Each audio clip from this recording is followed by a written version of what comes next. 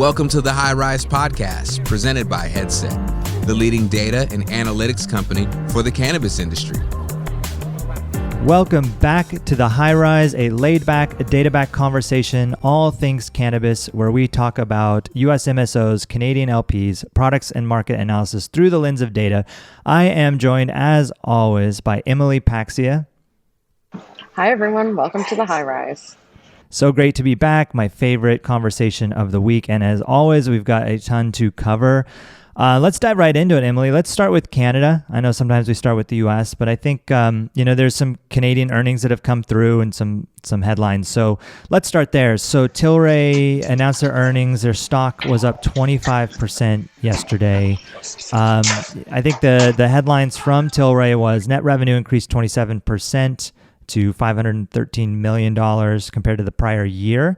And their net revenue increased 25% to $142 million during Q4 compared to the prior year. So, when I look at this, looking at their 10K, their fiscal Q4 ended May 21st. So I actually ran some numbers in Headset to see, how it looks versus what we're tracking in the Canadian markets, which is British Columbia, Alberta, Saskatchewan, and Ontario private. And when we look at their fiscal Q4 versus the fiscal that same time period in 2020, Canada's up quite a bit, over 90% in dollar sales. Now, we all have to remember that Q4 2020, this fiscal year, March, April, May, was really in the thick of COVID. And so that really had an impact on cannabis sales in general. There were some spikes, some stockpiling behavior kind of dropped off, a lot of uncertainty. Now things are kind of mellowing out. But when we look at just calendar year projections, and we'll get into some of our market projections here for Headset with 2020 versus 2021, Canada's growing at about 55%, and that's what's tracking so far, and we're in July here, but we expect that to maintain throughout the rest of the year. So when you think about 55% versus 25%, it seems like they're a little behind the market growth on their numbers here. So they're growing their revenue base, but it's just not at the pace that we see coming out of Canada. Any thoughts on that? If I was, like GTI, who hits their earnings quarter over quarter, every quarter, I'd be pretty frustrated because it's really interesting to see the two biggest names in Canada, they miss on their earnings and their stocks go up. But we know there's other things at play here, and Sure. There's a lot of things going on in the stock market. But I don't know. I don't know how you don't keep up. I mean, that was our whole thing when we launched our firm, is like, we want our performance to match or outpace the growth of the industry. And if I was an operator that had as much market share as they do, or exposure and resources, I'd be really thinking about why we can't do that. Now, they did cite issues like you mentioned with COVID, and they also cited because they have leaned in heavily in the European market, and the European market it's pretty small in early days, and so launching into that is not going to be a massive driver of returns yet, but they are placing a bet on the future facing growth of that market, which, coming off of low numbers, should be pretty interesting from a growth standpoint, but not necessarily from a numbers standpoint. Does that make sense? And so, I think it's interesting. They had to write down, I think, some additional inventory, but we'll see. I mean, they're one of the only LPs that I think has actual EBITDA, which is interesting. And, before even yesterday's 25% stock increase, I was reading the Citi puts out every other week, they put out a report. And last week they put out a report showing that the stock was trading at 61.6 times 22 EBITDA, which is like, when you're looking at the, US operators, you're seeing, I mean, it's in Canada's going at a huge multiple, but, if you get into like GTI, it's trading at like 14 times 2022 EBITDA. Trulieve is at like 9 times, the median there is 9.8 times. So it's just a really different market dynamic. Yeah, it's a great point. the last bit of Canada news. So Sundial made an investment into Clever Leaves through a convertible note here. I think this ties back to what we were saying about Sundial and this investment arm and some of the diversification that it enables. Kind of like if you had this fund, I think we talked about a few weeks ago, if you had this fund, what would you do with it, right? And I think you did mention something along these lines because Clever Leaves has some exposure in Latin America and in Europe, and this is a way for them to invest in that. Do you think, is this in line with what you were kind of predicting? Well, it feels like it. We'll find out. Clever Leaves is one of the bigger global operators in terms of infrastructure. They've got facilities in Colombia, they have access points into Mexico, and they have facilities in Portugal as well as access points into Germany and the UK. They also have really focused on the EU GMP certification so that they can enter into that medical global supply chain. So I think that this is an interesting move on the part of Sundial, kind of pivoting their allocation of resources out of the Canadian market, which we've all seen has been challenging, and into a low-cost manufacturing and production kind of supply chain out of Latin America, which is a huge opportunity. And I believe just this past week, the president of Colombia has approved the exporting of flour out of Colombia, which was not the case prior to this. So I think that will be beneficial to Clever Leaves and then in turn beneficial to Sundial because it's a convertible. So they've both got the security of it being a credit facility, but also having the upside of the equity components to that. So it's an interesting play. And I think it's, we've talked a lot about the impact of the public markets on these Canadian stocks and these quote unquote meme stocks. And we talked also about, if you have that opportunity to utilize your public currency in an interesting way, then, if you don't do it, then you missed an opportunity. And, the CEO and I were chatting and he's like, the window opened and I jumped right through it. So I think it's really smart what they've done here. And I'm curious to see what they are going to do with the Canadian side of their business. But I think this investment arm of the business is an intelligent way to use that access to capital that they have via the public markets. Mm-hmm. Yeah, no, I think it's pretty cool to see. And hopefully, we see more of this. I think they're well positioned to do this type of investment, and kind of given the size of Canada and the opportunity in front of them there directly. And now that they've got their CPG brand, they've got their retail footprint with their investment into Spirit Leaf, what's next, right? And I think that this is totally it. Well, let's move on from Canada and talk a little bit about the U.S. So the big kind of headline over the last couple of weeks has been Schumer and the bill that's come through, with Cory Booker associated, and he had made some comments early on around safe banking and not supporting anything apart from this legislation, right? No middle ground. It was kind of like, we're going to go all in here. We're not going to concede on safe banking. And I think that caused a lot of consternation in the industry. And I think there's quite a bit of pushback because we all know banking is a challenge.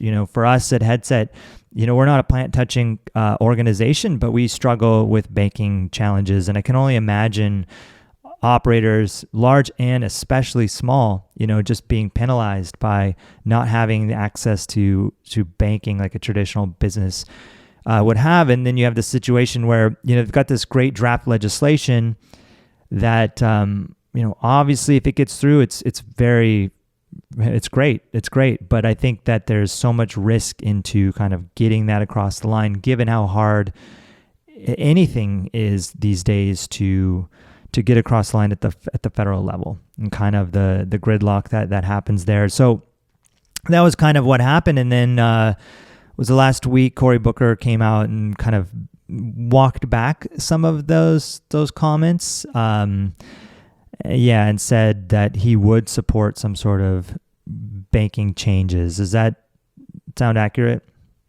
Yeah, he said if he thought there was reasonable banking change and that there was still the opportunity to move forward with these equity pieces, which I think we all agree we would love to see, then he would support the banking legislation. And so, it's good to know he's kind of adjusted his thinking on that and opened the aperture, because there's just a lot in that draft bill that we all saw, and I think we'd all love it if we could get it. But I think we all have a realistic point of view of what really gets done at the federal level, and so we're all waiting to see what will happen next. But it was good to see I got the feeling based on what happened, it was he saw the Twitter activity around his posts, because he definitely got served up some feedback from the cannabis folks. And then he also, I think, may have had some more conversations around who does get disproportionately impacted by lack of banking reform. Yes,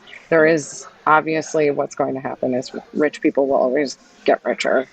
I mean, if we're going to speak in crude terms on this, but I also think that you really do have to look at who has the access. And I think it seems as though he started to wrap his arms around that. So we'll see. Yeah, you're right. It seems like the lens he was looking at the banking issue through was how is this going to help the people that are already well positioned, without really thinking about the other side of the smaller operators that can really benefit. And you're right. I mean, the well positioned, wealthier, larger scale. I mean, it'll be great for them, right? Of course, but it's also equally great. It's really important for the smaller operators to be able to get lines of credit, to just to have a bank, to not have to just take cash. There's so many benefits. So let's hope that there's a path forward.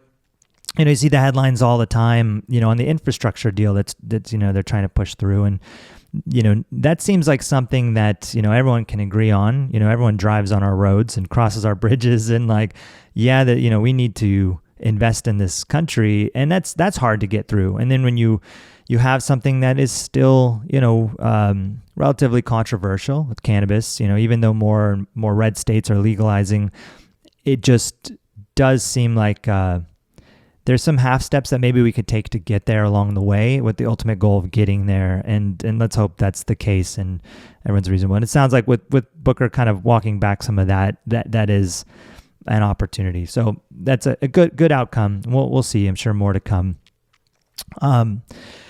So in other news, here at Headset, we've been doing some market projection work. We release it on a quarterly basis, and it's kind of a way for us to project out, how large we think the market's going to be at a national level, where the growth's coming from, and what do category sales look like. So we recently released that report. You can find it at headset.io under our industry reports section. It's freely available. But the big highlights here are that this year, as I mentioned, we expect Canada to grow 54% to $4 billion, and we expect the U.S. to grow 27% to just under $24 billion. And you may hear that like Canada growth, it's large growth, but we have to remember, growth percentages are relative, and when you have a market that's under $4 billion growing to $4 billion, that can be a high percentage, where the U.S., a more mature market, a larger market, percentage growth is naturally going to be small, but the dollar size is going to be bigger. And, close to 30% growth is still, I would say, very, very healthy growth for any industry out there. So I encourage you to take a look at that. And then in 2022, we're projecting over a $30 billion market in the U.S., so again, healthy growth coming through. And a lot of that growth is going to be driven by the new markets coming online. Timing is still, TBD on some of these markets like New York, and if they're really going to have an impact in 2022. But certainly some are, and some markets that have legalized and that have frameworks kind of getting their stride, like Arizona, even though it has had legal adult use cannabis for some time. It's always the beginning. It's a little slower, although Arizona, it sounds like it's doing pretty well. Another kind of notable takeaway is that we project, this year in the U.S., flower as market share, as percentage of sales, is actually dipping a little bit, but it climbs back up into 2022. And a lot of that has to do with new markets. Flower seems to be a large driver of sales. And as the markets mature, more extracted products come to market, you start to see those impact flower sales. So as more people are buying things like edibles and beverages, which might not be available day one in those markets. So encourage everyone to take a look at the report. But $30 billion market 2022, that's the key metric there. And 2022 is not that far away. And of course, this could grow. I don't think in 2022 we'll see new markets coming online that we haven't, figured out. But, with federal legalization or other markets legalizing, 2023 and beyond, certainly we're going to see even increased growth from there. Which brings me to Cowen. Cowen updated their market size projections in the U.S. over the next 10 years to $100 billion, which, might actually be a little conservative when we think about federal change. In 10 years, better have safe banking at the very least. In 10 years, we will have, federal legalization. In 10 years, you're going to have a lot of states, new states, and you're going to have states like New York in a very mature position, very sizable metrics coming out of states like that. So I think 100 billion might be conservative when we talk about, was this to 2030, their 10-year? That's right. Yeah, so in 2030, which is still, 8.5 years out. But that's a good number. It's a good number, but I don't know. If we, have you ever heard of longbets.com, Emily? You basically make a bet, and we'll say, okay, will it be over under $100 billion? And then in 2030, you see who won the bet. And maybe we'll have to do that because I think it'll be bigger. Although I think you think that too, so maybe you wouldn't take that bet. I think it'll be bigger, and I think you're going to have to come find me on an island somewhere because I don't know if in 2030 I'm still going to be doing this. No, I'm just kidding. I have to catch you on your yacht somewhere and settle the bet. Yeah, I'll be out saving the whales. Exactly. Well, yeah, so we'll see, but I do think, a bigger number, but still 100 billion by 2030 is pretty good. And then Arizona, just mentioned that they started talking about their first year sales going to top $1 billion.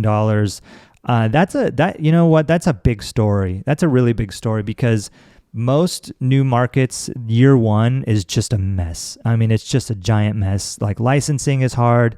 Like, when I think about Ontario, Canada, year one, it was like 15 stores to serve 45% of the Canadian population. Was just crazy, right? And it took them so long to open up licenses, and they're still figuring it out. Now there's, too many licenses arguably, but it's just when you look at the largest province in Canada, year one, how bad they messed that up. And you look at Arizona, that's a big number for year one.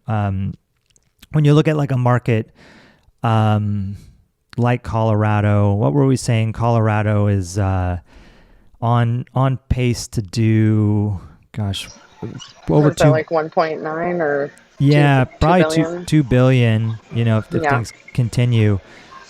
So in Colorado's super mature market, they've had legal cannabis for a long time. So is Arizona, to be fair, right? They had a pretty robust medical market that, in many ways was an adult use market. I know a lot of consumers, were able to get access in that manner. So it wasn't starting from scratch. I'm picking on Ontario, that was starting from zero.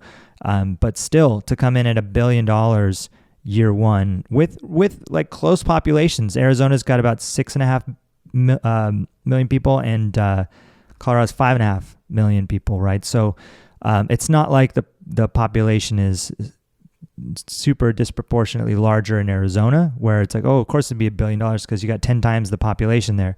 It's the same population. So this will be a market to watch for sure. I know there's a lot of MSOs that are, active in that market.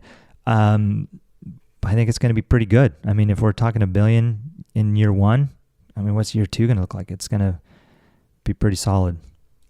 Yeah, compared to like what we're seeing here in New York, where Cuomo won't even name who's going to run this program, which, by the way, it's a little bit frustrating. Just quick sidebar. I feel like he used this issue to like get out of the whole thing where he like was responsible for that whole nursing home full of people basically dying, and then also the fact that he was in a sexual harassment scandal, and then, oh, let's legalize weed, a very popular bipartisan issue, legalized it, and then now there's no action being taken. And it's like, I admire the way Arizona, I feel like you and I have joked about how, like, one day we woke up and we're like, oh, they're selling legal weed today. Like, what happened overnight? They just opened the doors. And I feel like that was a really, they just got it open. And sometimes you just have to do it. And like you said, they had a robust, medical market, because actually it should have passed back when all of the other states, like 8 states, passed their adult use, but there was a really strong pharmaceutical company lobbying against it in the state of Arizona. It was one of the only states that didn't pass that year.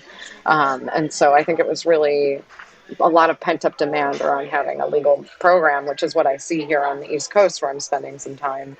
But if they don't, they've got to focus on getting these doors open in 2023, or else we're going to have a problem in New York. And they should look at what Arizona did, because it seems to be working. If you just look at the growth charts, it's like people are participating in this legal market, and it's very interesting. So, yeah. I mean, New York's got to get out of its own way here.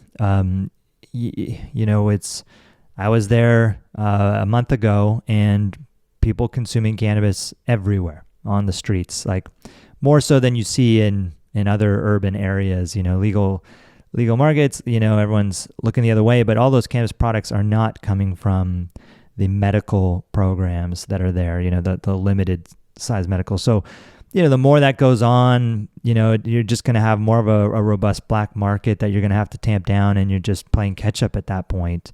Obviously New York's had a robust black market for a long time, but, the longer you leave a black market within a legal market that exists, where anybody feels comfortable to consume, I think it's just going to pay dividends for the black market. And so the longer it takes to get a legal framework, just the harder it's going to be to transition people back into, a taxed and, regulated market. So yeah, here's hoping. Maybe, Cuomo can call the governor of Arizona and ask, if he cares. Maybe it was just look over here, don't look over here. But yeah, there's a lot of passionate people in the industry that are excited about New York, and hopefully we can all kind of keep driving that and push that forward, because that's going to be a great market long term. And it better open. You said 2023. I mean, oh my God, if it's not 2023, yeah. What the hell are we doing here? I mean, that's what. Yeah, that's like at Ascend what we're projecting, because we have the store in New York and Buffalo and Syracuse, Manhattan, New York, or Buffalo and Syracuse. So that's what we're counting on 2023. It cannot be 2024. That's just insane. Well, so in other kind of market sales news, June, just kind of looking at June sales, and we'll have, end of month July. We can cover this, next week if there's interest. But there's a lot going on in the world with this transition out of this COVID lockdown. It's summertime, weather's good, people are vaccinated, people are going out. There's obviously the specter of the Delta variant, which, is in the top of the headlines every day, and we may slide back into something, it's hard to imagine, but where we're at kind of on this getting out of COVID, looking at sales, everyone wants to know kind of like what's happening in June, and the short answer is it's pretty flat. It's pretty flat when we look at June compared to May. So month over month growth, or lack of growth in a lot of markets. And it's not significant, but we're just not seeing much. I'd say on the best side would be Colorado, which grew 5%. So June versus May 2021 grew by 5%. But when you compare Colorado year over year, June versus June 2020, also 5%. So pretty slow growth rates for someone like Colorado, and that's on the good side.